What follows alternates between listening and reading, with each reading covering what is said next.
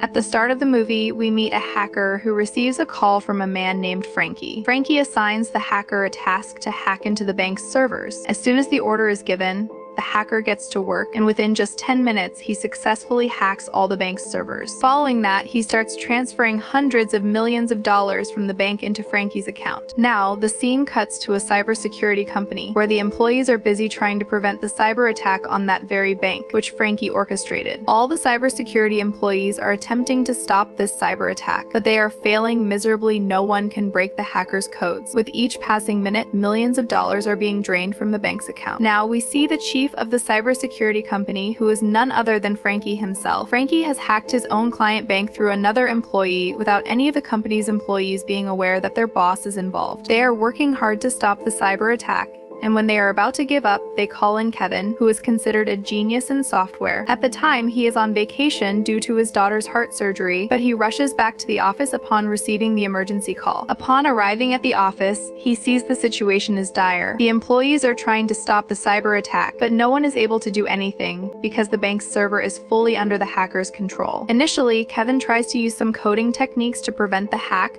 but when he fails, he installs a new system on their servers, which he names Firewall. This system breaks the hacker's coding in seconds, stopping the funds from being withdrawn from the bank's account. Finally, they manage to maintain the server again, and everyone is thrilled with Kevin's work except for his boss. We know that this entire plan was his boss's idea, and he is furious with Kevin. He scolds Kevin for installing his new system on their server, questioning who would be responsible if anything else went wrong. Even though Kevin did a great job, he still gets reprimanded. Now, the scene cuts to reveal that by the time the attack was stopped, several $100 million had already been drained from the bank, and the bank's transaction history had been deleted, leaving no record of where the money was transferred. It turns out that Frankie intended to withdraw a little money through this hack, but ended up taking out more than he should have. He is being reprimanded by the director of the cybersecurity company, who was actually the mastermind behind it all. He questions Frankie, asking why he withdrew more than the agreed upon amount of $100 million.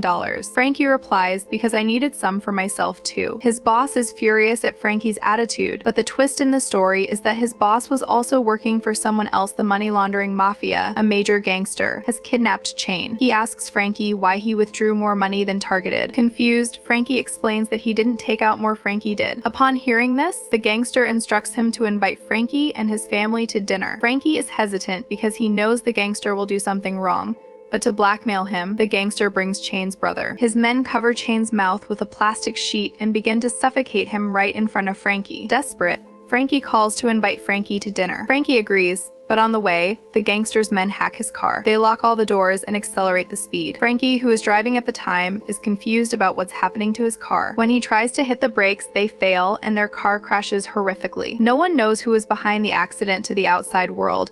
It seems like a normal crash in which Frankie's family dies. Their car bursts into flames, and the whole family is burned alive. The gangster shows Chain a video of this event and threatens him that if he makes even the slightest mistake next time, he will be responsible for the consequences. Chain panics because he had no idea he was dealing with such dangerous people due to his greed. Now he is trapped. As soon as the gangster gives the order, he has to comply. When he returns to the office, he promotes Kevin instead of Frankie and gifts Frankie a house and a car on behalf of the company. In the next scene, we see Kevin talking to one of his employees, who is in a tough situation. His daughter's admission to school has been rejected, and the school is demanding $5 million, which he doesn't have. He considers hacking the school's server to add his daughter's name to the admission list, but he knows this is illegal. He starts the process but stops midway. Just then, he notices that $5 million have suddenly appeared in his account, and soon after, many other accounts transfer money into his as well, allowing his daughter to get admitted to school. He learns this through a message stating that someone else has paid the donation fee, and the teacher who previously rejected his daughter has now accepted her. The next day, Chain summons him to a secluded place outside the office. Kevin, being a savvy player, understands that Chain wants to talk about something serious,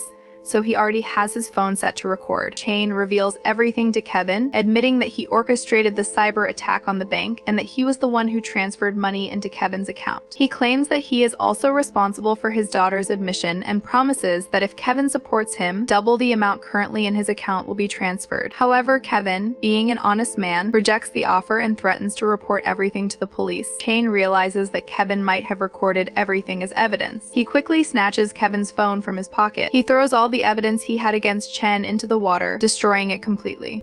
After this, Chen tells him, "What do you think? That we don't know about you? We know who you used to be. You've even gone to jail for a little money." Kevin responds, "Yes, I did all of that, but I'm not that person anymore," and he walks away. While Kevin is on his way, the police stop him. They take him to the station and start investigating him, as they had found out that several large transactions had occurred in his account just the previous day. The police question him, asking who transferred all that money into your account. "Are you behind the cyber attack?" Kevin doesn't lie. He tells the truth, admitting, "Yes, money was transferred into my account, but I'm not behind this. I'm being framed." However, the police don't believe him right away. Kevin then says, "I'm innocent. I don't have proof right now, but if you give me a little time, I'll show you the evidence and help solve this case. I'll find out who is really behind this cyber attack." The police accept his deal. Kevin gets to work, gathering all the information about the previous cyber attack from his office. Meanwhile, Chen has contacted the same hacker again for a new cyber attack. This time, the hacker is supposed to hack another bank and steal $2 million from there. Kevin, being in his office, discovers that Chen plans to attack another bank. He informs the police and starts trying to prevent the cyber attack himself. Kevin had also developed new software that,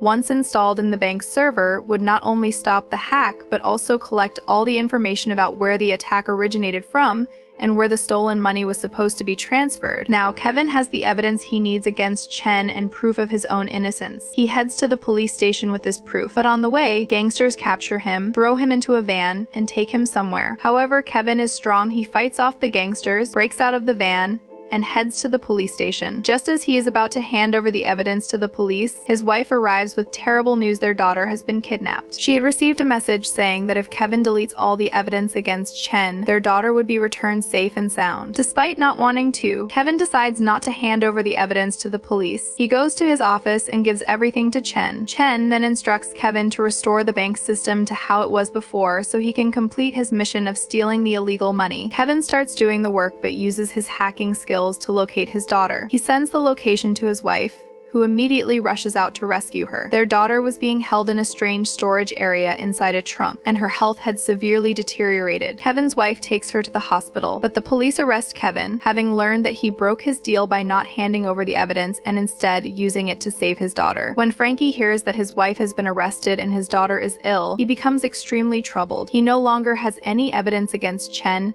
and to get his wife out of jail, he now has to collect evidence against Chen and the gangsters all over again. He returns to his office and hacks into Chen's phone to gather more evidence against him. However, he doesn't know Chen's password to open the banking app, so he hacks into the app itself. Kevin discovers that Chen wasn't just operating from one account. He had created several fake accounts to transfer money from hacked banks into his own. Chen also had multiple passports in real life, allowing him to escape anytime he wanted. Kevin begins gathering all the information from these accounts, but finds that Chen had already deleted all the transaction history. With no other option, Kevin hacks into Chen's personal messages and learns that Chen was working for a powerful gangster. To collect more evidence, Kevin hacks into the gangster's account and also taps into the CCTV footage from the gangster's car. The gangster was at a golf course, and at this point Chen shows up, intending to kill him. Kevin's luck was on his side. He had no evidence before, but Chen had just given him everything. Chen had grown tired of being blackmailed by the gangster and had come to kill him. He shoots the two guards first, and all of this footage is transmitted to the police via the gangster's car camera, which Kevin had already hacked. Kevin also sends Chen's live location to the police. Realizing that the police are closing in on him,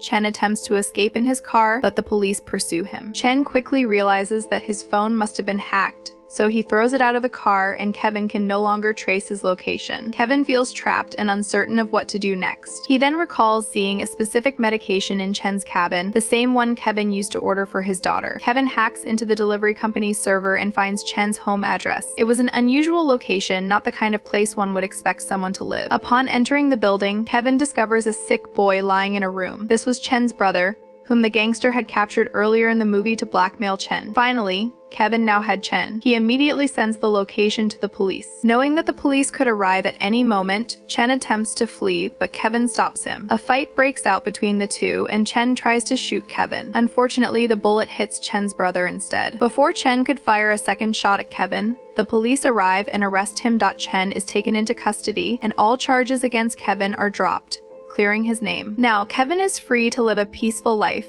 and in the final scene, we see him teaching his daughter how to code, marking the end of the story.